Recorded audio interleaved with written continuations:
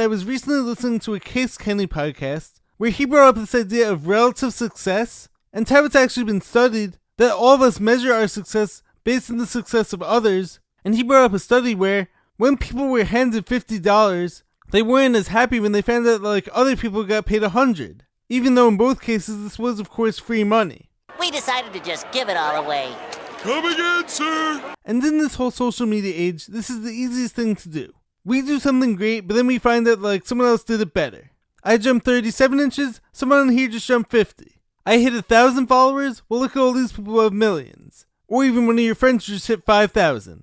You just spent $225 for the first time, well one of your friends just hit $285 in way less time and with way less effort than you.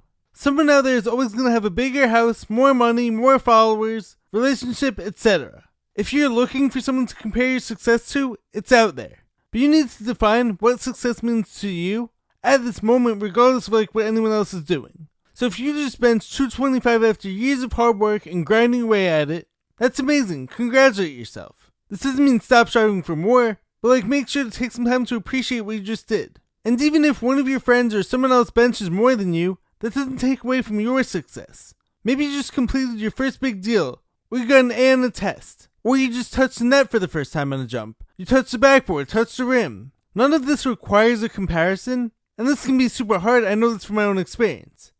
He knows.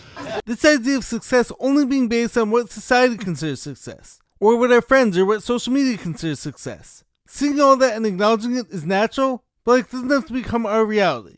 When we know how hard we had to work, and we know all that we've had to overcome to reach our goals, we can celebrate when we reach any results. It doesn't have to be, oh, I just hit 225, but this person hit 300. It can just simply be, I hit 225, I worked hard for it, and so therefore I'm proud of myself. I'm proud of what I achieved. And hey, life isn't always fair. As an aspiring full-time content creator, author, owner of a clothing line, I see some people out there who are 2 months into making content and who are already getting more views and more followers than me. It just don't add up! I see people putting no effort into a post that ends up getting more likes than mine, when I, on the other hand, had to work hours to make mine. But this doesn't mean that what I'm doing is worse. It's different. It's two totally different playing fields. And you can't compare the two, otherwise you're going to drive yourself crazy. So when it took me 4.5 years of making TikToks to finally reach 1,000 followers, which I hit recently, this was absolutely amazing in my eyes because I never gave up, and this is proof that persistence pays off eventually.